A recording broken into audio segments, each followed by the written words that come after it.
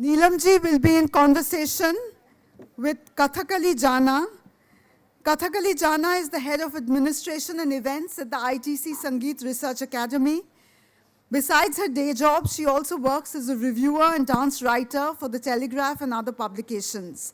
A former journalist and a lifelong student of literature, she also dabbles in literary translation.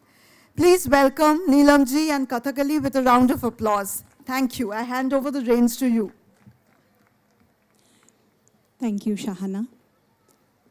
I am absolutely delighted to have this opportunity to speak to Neelam Saran Gaur, who I have had the privilege of speaking to earlier also, some 20 years back, following the release of her novel, Sikandar Chowk Park.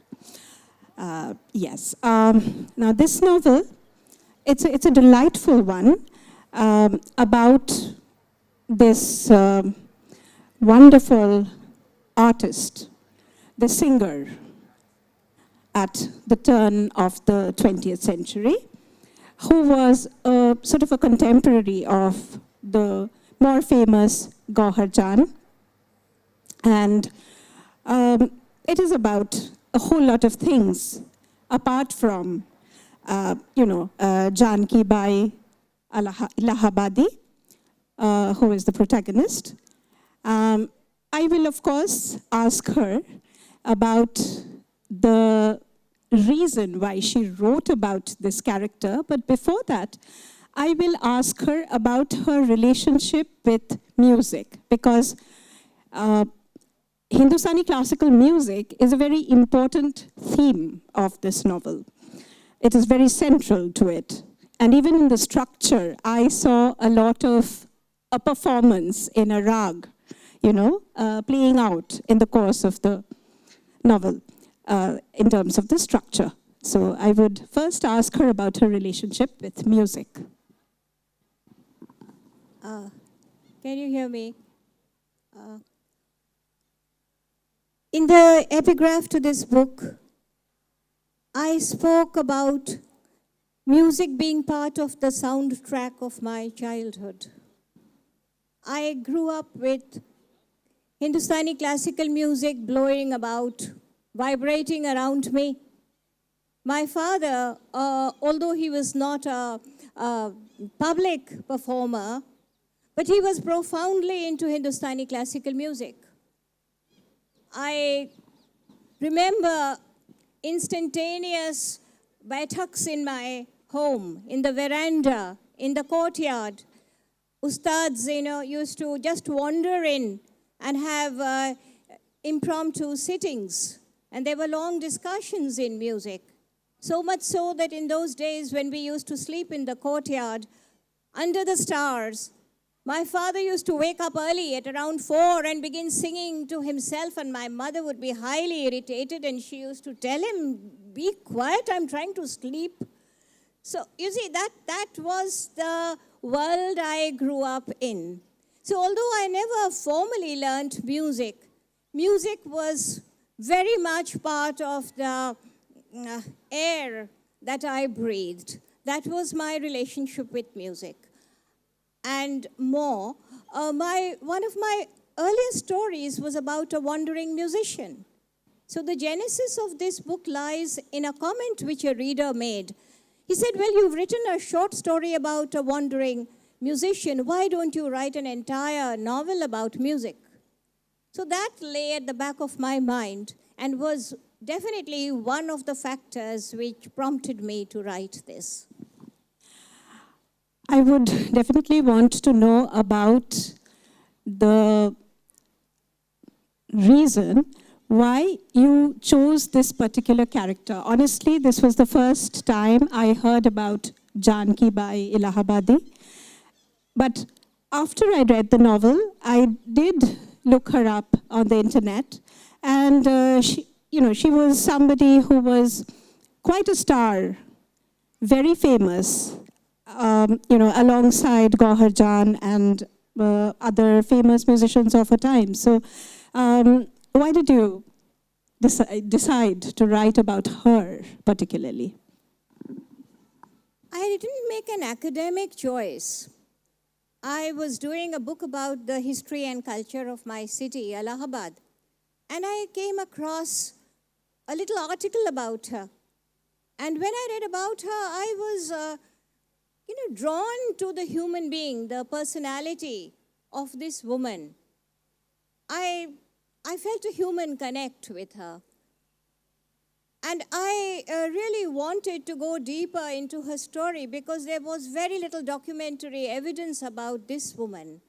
So it was actually not a very, very calculated choice. It was an emotional choice on my part to write about her. It is interesting that you mention the human connect with her, because you do accord a very humane personality to her, somebody who is kind and gentle, and unlike her more famous or more well-known counterpart, she was somebody who is capable of very deep empathy. So how much of it is fiction and how much of it did you find in records? As far as her personality goes, that is definitely documented, because I found just a couple of articles about her. Some records remain, but not too many.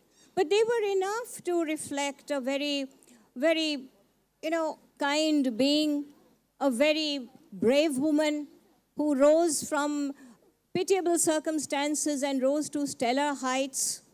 A very, very connect-worthy human being. So as far as her personality goes, she was a woman who was subject to fits of fury, who could be very temperamental, who could be intolerant, and who could be enormously kind.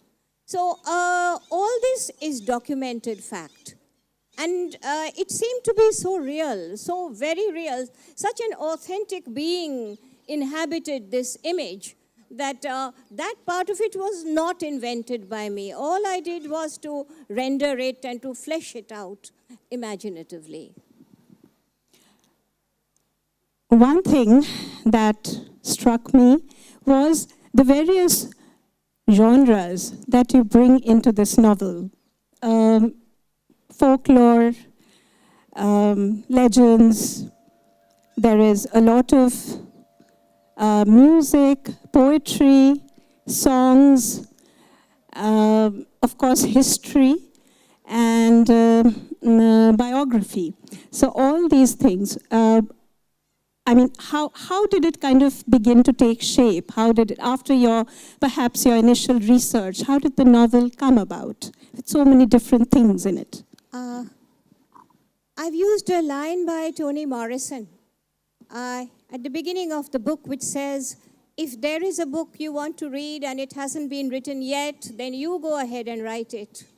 And I think I took it very seriously because there was this rich inlay of culture and history and literature, folklore. I think all of it became very organically connected as I wrote. I really believe that the book writes itself. You are just sensitively listening to that book in your head, and your contribution is to render it as accurately as possible. So I wouldn't really call it I don't call it a reasoned choice. It was how the book wrote itself. And I call it a raga because, in a raga, there is a fluid form. There is no absolute definitive form. There's an alphabet of notes. There is the basic notation, the life episodes. But the rest of it is improvised. It is intuited. And you can tell the story in 100 different ways. You can sing the raga in 100 different ways, so long as the original fidelity to the notation exists. So all these factors, culture, history, lore, and literature, came together in the way the different notes of a raga come together. The context of in which Janki Bai Allahabad Allahabadi exists.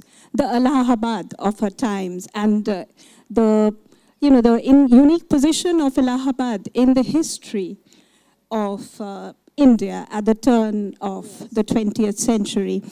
That is a very important part of this novel. It kind of, actually, helps her emerge from within it. Would you want to talk about that particular time in the history of Allahabad and India? Janki's lifetime, her lifespan is around 1880 to 1934. And strangely enough, that was the time when the British Raj was very, very strongly dependent on the city of Allahabad. Because after the 1857 uprising, the British had chosen Allahabad as for its centrality, established many key institutions, and Allahabad came to acquire a very cosmopolitan character. It had this strange combination of Indic and Islamic and European influences. So this city, which breathed in different cultures, which breathed in different languages, became a very important part of the British Raj. And it developed its own unique character, a strange and very, very effective literary, musical, political, argumentative character. And that is the time that Janki lived. So the freedom movement as it unfolded in the city of Allahabad, also the economy of the city, which facilitated a lot of very wealthy patrons whom Janki depended on. Also the kind of audience which existed in Allahabad. Now Allahabad came very, very a close second to Kolkata at that time. The simple reason being that Allahabad University, where I taught for 44 years, was originally a branch of Kolkata University. So while Kolkata was the stronghold of the Raj, Allahabad was its very important political outpost. So all these factors in a very, very happening period of Indian history were concentrated in the city of Allahabad. And that city, of course, declined, lost its nature, as so many different cities all over India have.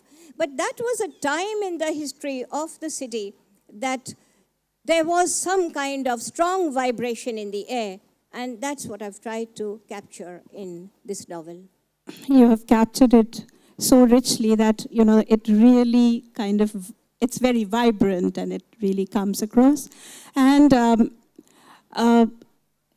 something that you have already referred to, the religious syncretism, which is so much a part of Allahabad of the time. And also in the context of Indian Hindustani classical music, you share a lot of stories, a lot of folklores, a lot of legends, and there is a particular section that I would request you to read from, which talks about an India which sadly is no more.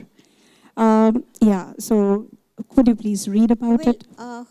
One of the things I've tried to show is that Indian culture necessarily is a mingled skein. You can't sanitize it, you can't purify it, you really cannot erase entire strands from this culture. And music is one of those things. North Indian music is such that you cannot separate the Indic from the Islamic. So this was one of my favorite themes. In fact, if you look for a common thread in all my work, it is about cultural coexistence in a plural country. So I read out the passage which Kathakali asked me to, and it's about an entire history of maestros for whom art was the religion. The formal religion was secondary. Their art was actually the primary religion. and how they lived together and followed their passion for music together. There are stirring examples of enormous individual bonding in the world of music, of Hindu and Muslim maestros living together in common households. Bade Nisar Hussain Khan lived as a member of Shankar Pandit's Orthodox Brahmin home in perfect reciprocal accommodation, but for the absence of meat in his diet, for which, and for opium, a silver coin was placed under his pillow every morning by his host. The guest, for his part, put on a dhoti after his daily bath and sandal paste on his forehead, and even carried on a recitation contest in Sanskrit shlokas with his hosts.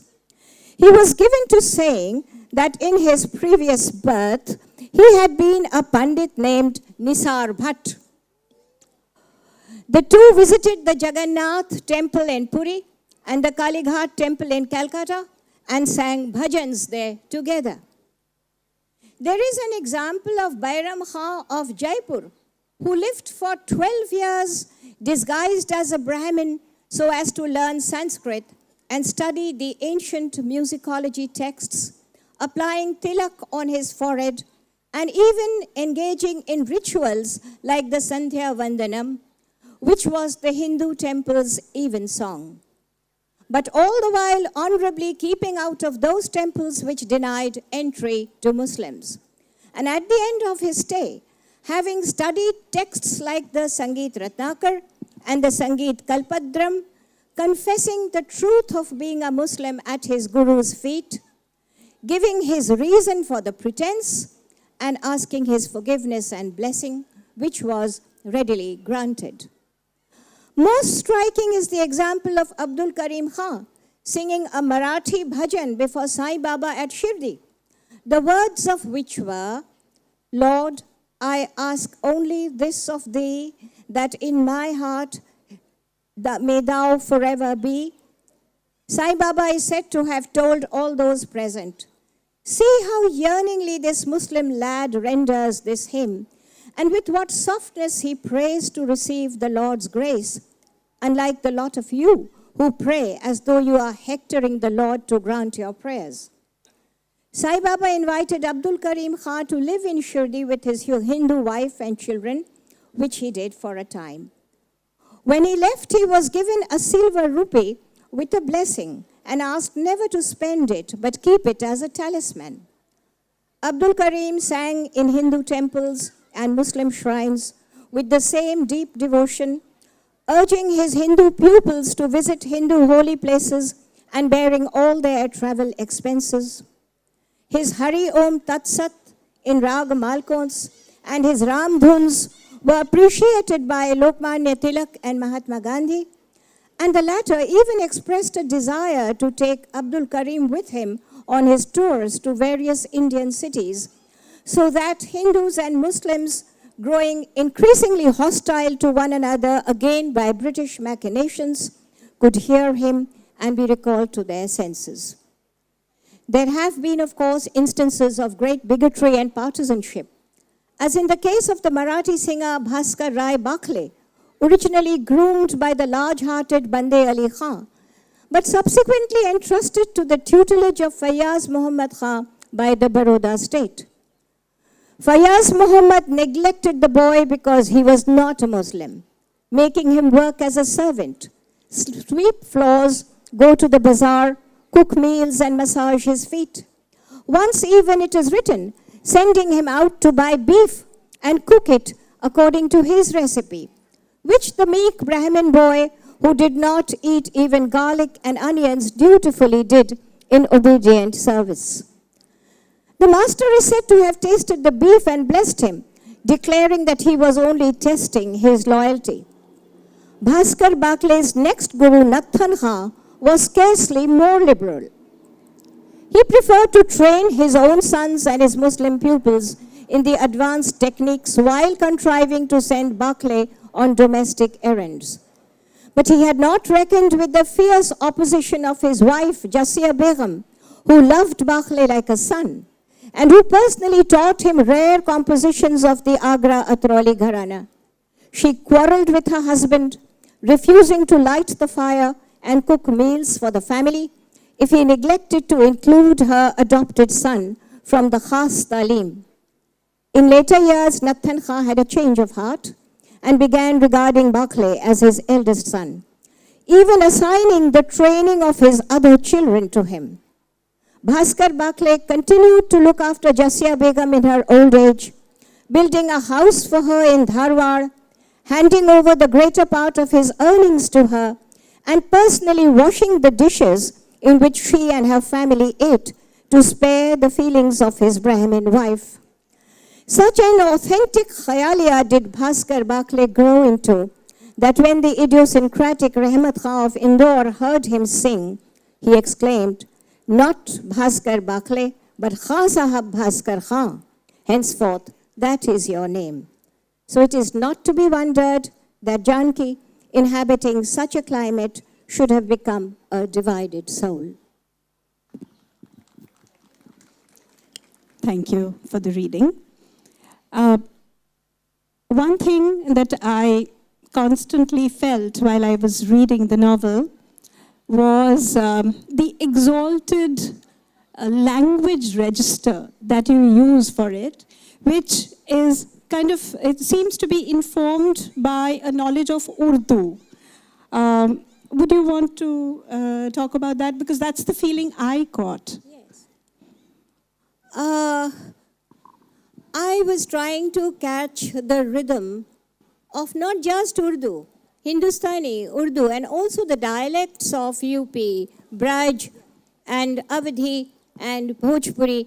So the novel seems to have a different tonal swing. The language has this different tonal swing, and the English functions in different registers of rhythm.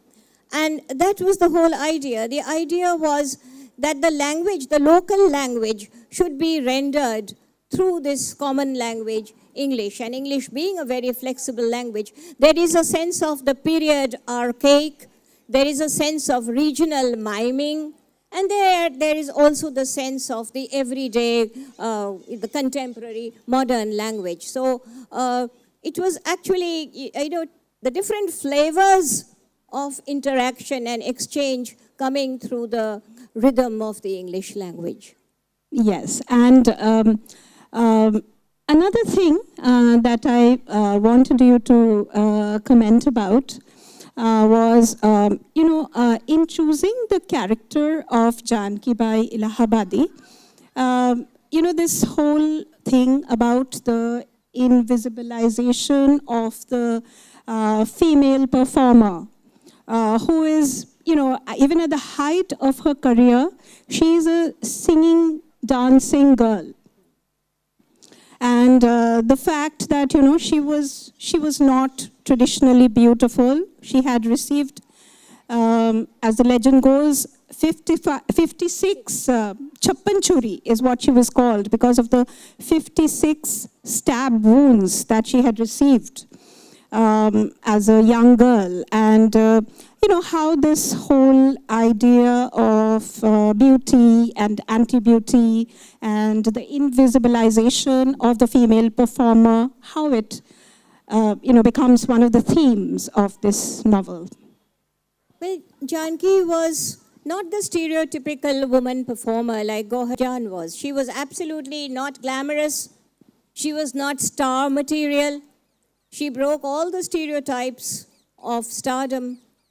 And initially, there were many embarrassing moments. For example, there is a sequence in which the Maharaja of Rewa invites a singer, and the Munshi who has arranged for this musician to be invited is horrified when he sees the musician's face. And he says the king is going to be extremely upset because he wants a woman performer to look beautiful on the stage. And so Janki says, well, it's too late to do anything about it. Janki decided to sing in parda, from behind a curtain. And this is a documented fact that she sang veiled, she sang from behind a curtain, she sang all night, and then the Maharaja of Rewa rose to his feet and he tore aside the curtains, and there is this very dramatic exchange between them. And he says, so this is the lady who would wilt before a king's gaze. So Janki's famous reply, she said, a performer is known by the performance and not by her face. You know, हुजूर एक फनकार का इम्तिहान उसकी सीरत में है, उसकी सूरत में नहीं. So she was one of the first people who defied this expectation that a woman had to be decorative. She was the authentic artist, and she put her faith in the fact that her authenticity would overcome this kind of expectation, and it did. And later on, she never performed from behind a parda, you know, because as the Maharaja told her initially, he said, I never saw your face. He was very embarrassed. He said, I saw no face. I saw only the face of Malkons and Lalit and the rags. What face are you talking about? The ragas came to me beautifully unveiled, and that is all that I could see. So Janki, in spite of being, you know, one wouldn't like to use a strong word, ugly, but Janki actually was very disfigured. She was like, you know, an acid attack survivor. But as early as that time, this was something she overcame. She completely overcame this and actually overcame a certain expectation and resistance in the audience. Yes, the whole question about, with regard to performing artists, about, you know, who can sing or who can dance, that this was a kind of an early defiance to that question, which continues to plague the world of art. Another thing that I wanted to talk about, wanted you to talk about, was, you know, the very colorful presence of Benares. Yes. In addition to Allahabad, because Janki Bai originally comes from Allahabad, and she's actually, by pure accident, sold off with her mother to Kotha in Allahabad. Also, I would like you to talk about your connection with Benares, which is very, very strong in the novel. On the contrary, I do not have any personal connection with Benares. But then Benares is such an important part of the consciousness of my state. And it does have a very strong presence as a city, very different from Allahabad. Allahabad was very cosmopolitan. And Benares, of course, had a very strong, still has this Hindu personality, but in those days also had a very strong Islamic presence. So Benares being Janki's original city, and Benares having an entirely different personality from the city of Allahabad, I had to very consciously try to experience Benares. And it wasn't difficult because, well, I've been to Benares, and one of my mentor writers, I would say, you know, we have mentors among writers we have never met, was Raja Rao, who wrote so much about the city of Benares. And since I was a student of philosophy, reading Vedanta and reading about Hindu philosophy naturally gave me a connection with the city of Varanasi.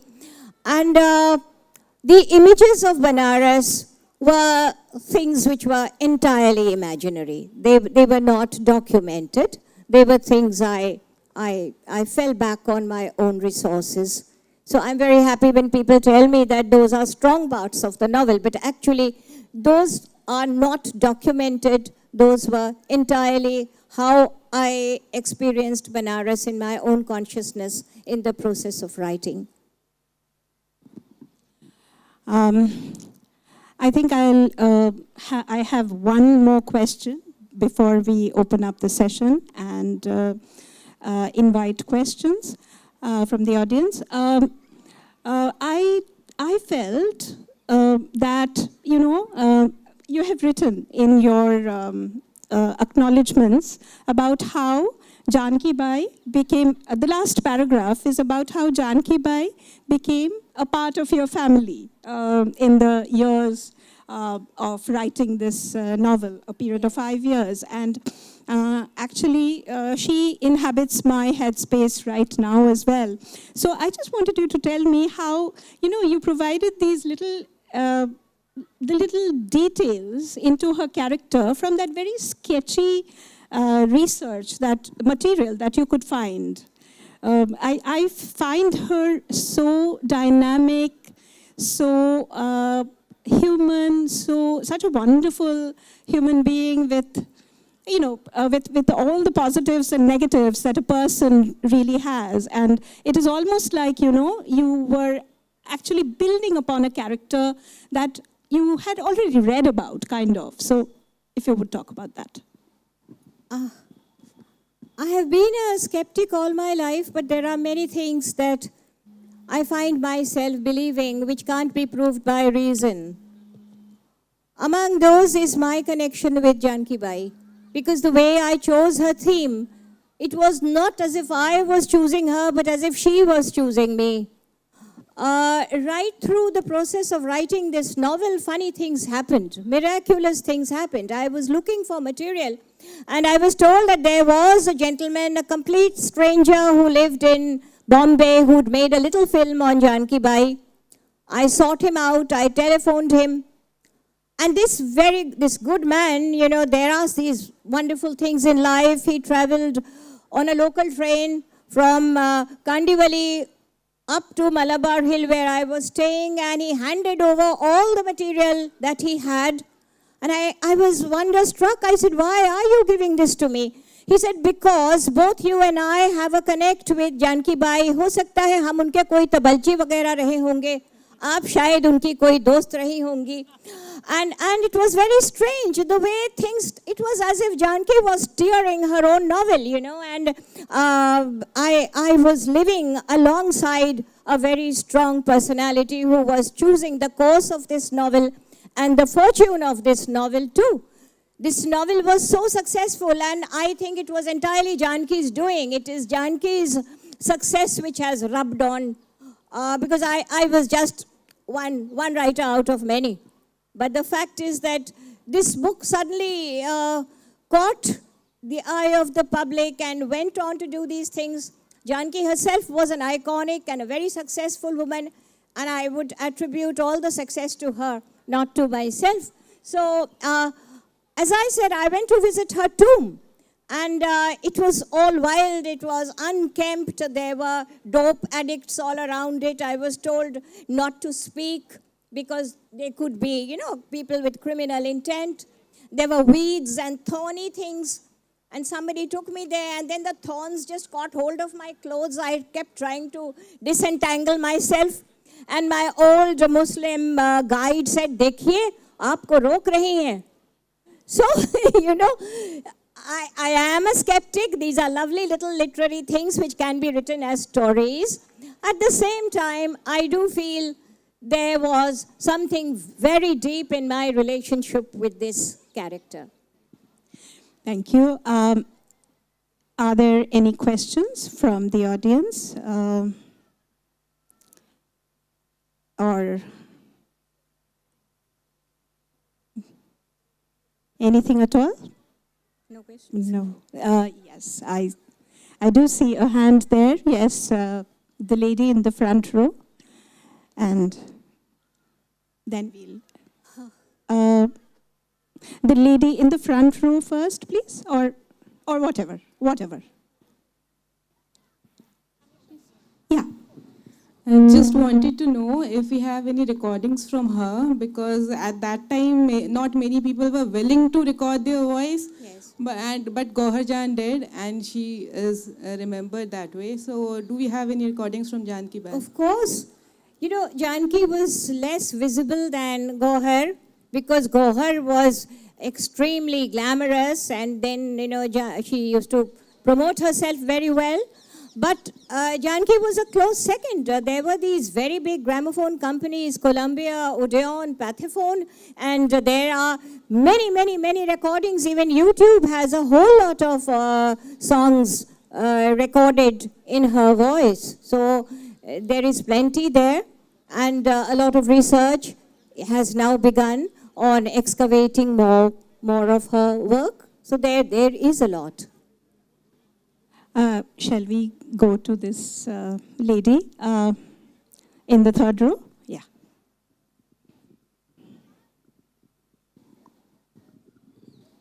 Actually, thank you, madam, for this wonderful session, both of you.